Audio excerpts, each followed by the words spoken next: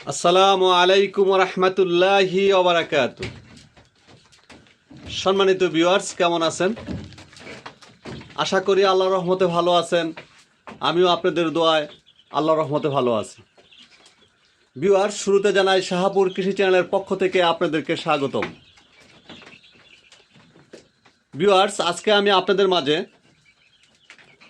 কিছু ঘরোয়া পদ্ধতির বিষয় আলোচনা করব।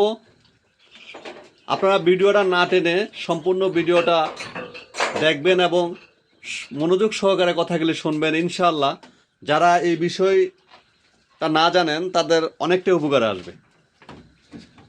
ভিউয়ার্স, আমরা যারা ছাগল খামারি আছেন তাদের প্রত্যেকেরই উচিত কিছু ঘরোয়া ট্রিটমেন্ট সম্বন্ধে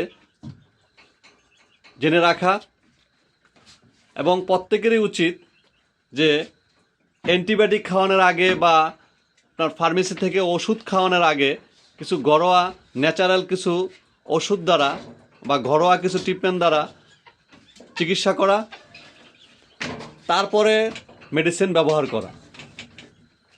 ভিউয়ার্স, তো আজকে আমি যে বিষয়টা না কথা বলবো সে বিষয়টা হলো ছাগলের বদ হজম এবং পেট ফাঁপা। আমরা যারা ছাগল লালন পালন করে থাকি, যারা খামারি আছেন বা একটা দুটা যারা লালন পালন করেন, তারা প্রত্যেকেই হয়তো এই সমস্যার সম্মুখীন হয়েছি কোনো না কোনো একবার। তো যারা খামারি আছেন, একের অধিক ছাগল পালন করেন, তাদের হয়তো দেখা গেছে যে মাসে দুই একবারও এই সমস্যার সম্মুখীন হতে হয়। তো ভিউয়ার্স, এই সমস্যা যদি পড়েন, বিশেষ করে আমি এই সমস্যা পড়লে ঘরোয়া যে ট্রিটমেন্টটা করি সেটা আপনাদের মাঝে শেয়ার করব। সেই জিনিসটা হলো, আপনাদের প্রত্যেকের ঘরে আদা আছে। এই আদা আপনার ব্লেন্ডার করে বা আপনার সেচে যেভাবেই হোক রস বার করবেন। রসটা বার করে আপনার ছেঁকে নেবেন, হয়তো ছাঁকনি দিয়ে বা আপনার সুতি কোনো ন্যাকড়া দিয়ে ছেঁকে নেবেন।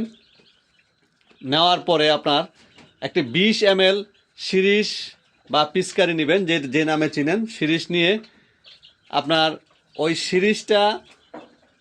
ওই শিরিষটাতে আপনার, যদি আপনার ছাগল বড় আকারের হয়, লাইফ ওয়েট 30 থেকে বা 30-এর ঊর্ধ্বে হয়, ওরকম হলে আপনার 20 ml পরিপূর্ণই খাওয়াবেন।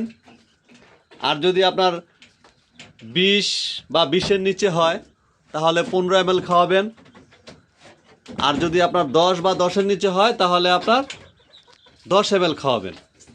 তো ভিউয়ার্স, এভাবে যদি আপনারা সকাল এবং বিকাল দুই বেলা নিয়মিত 2 দিন বা 3 দিন খাওয়ান, ইনশাল্লাহ দেখবেন আপনার ছাগল তারপরের থেকেই, একদিন খাওয়ার পরের থেকে দেখবেন যে আপনার ছাগল জাবর কাটা শুরু করছে এবং খাওয়ার জন্য আগ্রহ প্রকাশ করছে। আদা খুবই একটি ভালো জিনিস। এটা আপনার গ্যাসের কাজও করে এবং আপনার হজম ক্রিয়া বাড়ায়, রুচি বাড়ায় এবং আপনার ঠান্ডার কাজও করে। এটা শুধু ছাগল না, মানুষেরও অনেক উপকারে আসে। আপনারা বিশ্বাস না হলে একবার করে ট্রায়াল করে দেখেন।